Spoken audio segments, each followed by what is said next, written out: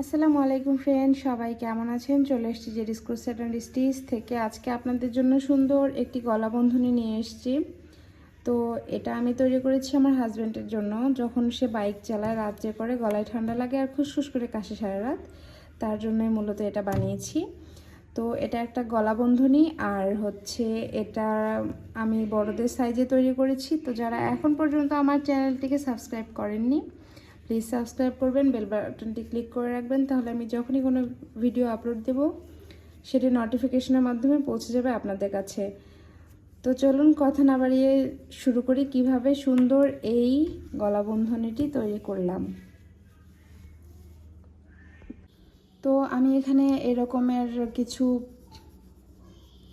4 play অ্যানেউল নিচ্ছি multi কালারের, আর এটার সাথে নিয়ে নিয়েছি এখানে 3.5 mm এর একটি কাটা। তো প্রথমে আমি এই কাজটা এই কালারটা দিয়ে সুতার কাজটা করব।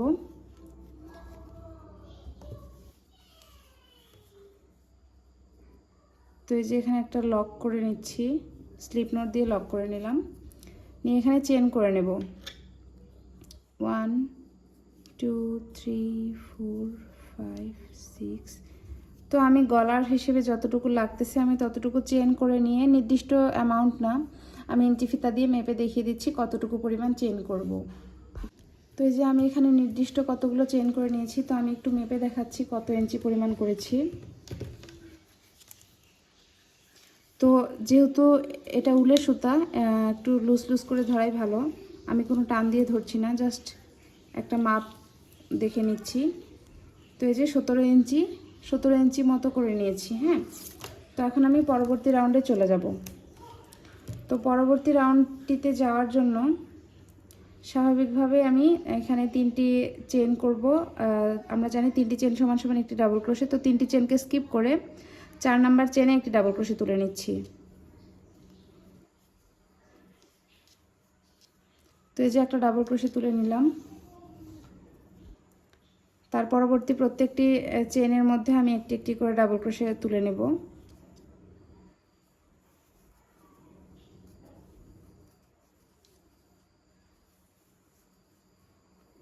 তো কাজটা খুবই সিম্পল, জাস্ট কিছুই না, আমি প্রত্যেকটি চেনে একটি একটি করে ডাবল ক্রোশে করে পুরো রাউন্ডটি কমপ্লিট করে। তো এই যে আমি পুরো রাউন্ডটা কমপ্লিট করে নিয়েছি একইভাবে ডাবল ক্রোশে করে। তো এখন আমি এক কালারের সুতা ইউজ করব। তো এই সুতাটার সাথে ম্যাচিং করে আমি এই সুতাটা ইউজ করব।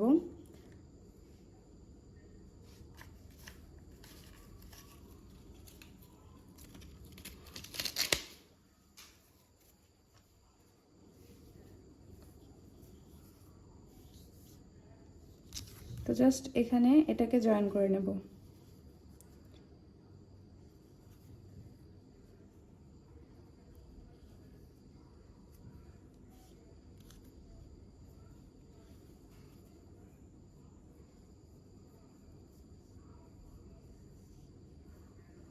তো এই যে জয়েনিং হয়ে গেছে।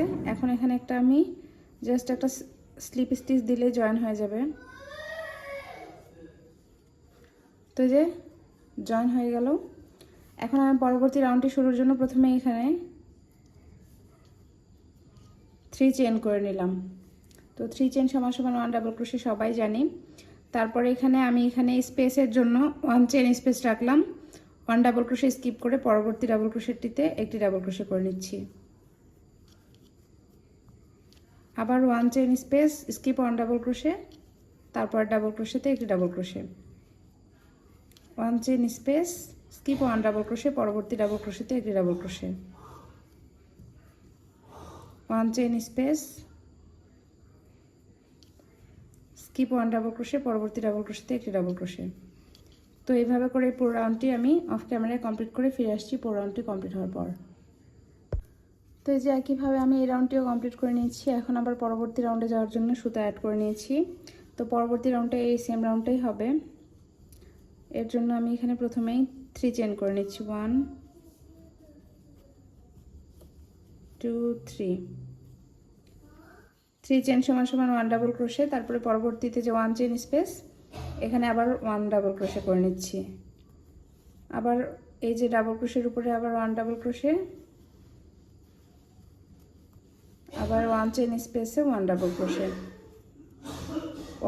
1 ডাবল ক্রোশের উপরে 1 ডাবল ক্রোশে এবং 1 চেন স্পেসে 1 ডাবল ক্রোশে। এভাবে করে করে এই পুরো রাউন্ডটি আমি অফ ক্যামেরা কমপ্লিট করে নিচ্ছি। তো এভাবে করে আমি একটা ভরাট লাইন, তারপরে একটা কফি কালার দিয়ে হালকা মানে স্পেস রাউন্ড, তারপরে আবার একটা ভরাট লাইন, এরপরে আবার এরকম স্পেস রাউন্ড করব, তারপরে আবার একটা ভরাট রাউন্ড করে টোটাল এখানে 5টা রাউন্ড করে নিচ্ছি। অফ ক্যামেরায় পুরোটা কমপ্লিট করে ফিরে আসছি।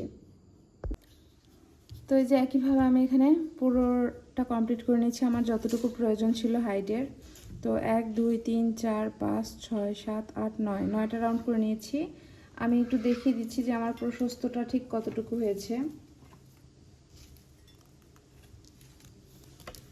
তো এই যে এটা প্রায় 5 ইঞ্চির মতো হয়েছে।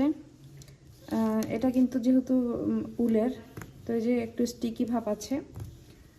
তো এখন আমি এই যে এখানে সুতাটা কাটিয়ে নিয়ে এটা রেখে দিয়েছিলাম, এই সুতাটা দিয়ে এখন একটা বর্ডার লাইন করে দেব। এর জন্য এখানে এই যে চেনটা, প্রথম চেনটার মধ্যে এই সুতাটাকে একটা স্লিপ স্টিচ দিয়ে লক করে নিচ্ছি। তো লক দেওয়া হয়ে গেলে এখন এই স্পেসের মধ্যে আমি 2টা সিঙ্গেল ক্রোশে করে নিচ্ছি, 1 2। তো 2টা সিঙ্গেল ক্রোশে করা হয়ে যাওয়ার পরে এই যে এখানে জয়েনিং পয়েন্টটা, এখানে একটা সিঙ্গেল ক্রোশে করব। তারপরে এই যে ডাবল ক্রোশের উপরে আবার আমি এখানে 2টা সিঙ্গেল ক্রোশে করে নিচ্ছি, 1 2। এক কথায় আমি এখানে একটা বর্ডারের লাইন দিয়ে দিচ্ছি। তারপরে আবার এখানে একটা সিঙ্গেল ক্রোশে,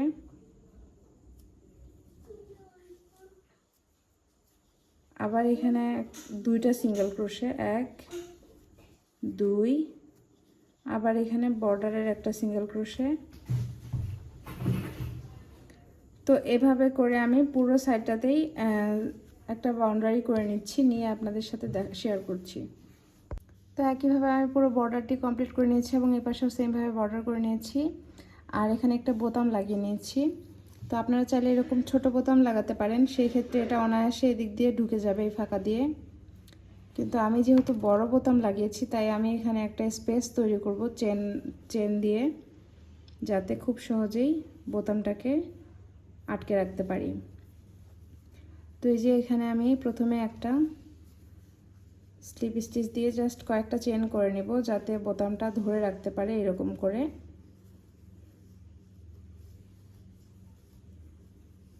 তো এই যে এটাই এনাফ। এরপরে 2টা ঘরে স্কিপ করে 3 নম্বরে একটা স্লিপ স্টিচ দিয়ে দিলাম। তারপরে জাস্ট রাউন্ডটাকে ঘুরিয়ে নিলাম, নিয়ে এই স্পেসে যতগুলো সম্ভব সিঙ্গেল ক্রোশে দিয়ে দিচ্ছি।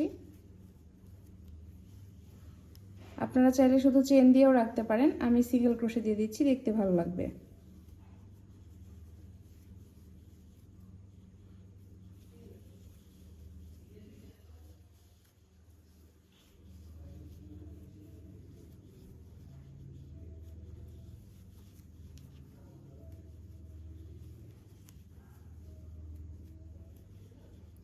তো আবার এই যে প্রথমে যেখানে শুরু করেছিলাম সেখানে একটা স্লিপ স্টিচ দিয়ে একটা চেন এক্সট্রা দিয়ে লক করে নিলাম, হয়ে গেল। এখন আমি দেখাই জাস্ট, এই যে এটা এভাবে লক হয়ে থাকবে। তো যেহেতু এটা পিছন পাশে থাকবে, এটা একটু ফাঁকা থাকলেও খুব একটা প্রবলেম নেই। আপনারা যদি ফাঁকা না রাখতে চান, সেক্ষেত্রে বোতামটা আরেকটু এই পাশে আগিয়ে দিতে পারেন, তাহলে এটা একটার উপরে এরকম আরেকটা উঠে থাকবে আর বোতামটা আগানোর কারণে। বা এই যে চেনটা, এই চেনের পরিমাণটা একটু কমিয়ে দিলেও এটা টাইট হয়ে থাকবে। তো আমি এইভাবে পুরোটা কমপ্লিট করে তারপরে দেখাচ্ছি। তো এই হচ্ছে আমার গলা বন্ধনীটির ফাইনাল লুক। এটা হচ্ছে সামনের পাশটা আর এটা পিছন পাশ। তো দেখতে কেমন হয়েছে একটু কমেন্টের মাধ্যমে অবশ্যই জানাবেন। ভালো লাগলে একটা লাইক করবেন, শেয়ার করে অন্যদের দেখার সুযোগ করে দেবেন। আর যারা এখন পর্যন্ত চ্যানেলটিকে সাবস্ক্রাইব করেননি, প্লিজ সাবস্ক্রাইব করবেন, বেল বাটনটি ক্লিক করে রাখবেন, তাহলে আমি যখনই কোনো ভিডিও আপলোড দিব সেটি নোটিফিকেশনের মাধ্যমে পৌঁছে যাবে আপনার কাছে। তো আজ এ পর্যন্তই, পরবর্তীতে আবার হাজির হব নতুন কোনো একটা ভিডিও নিয়ে। আসসালামু আলাইকুম।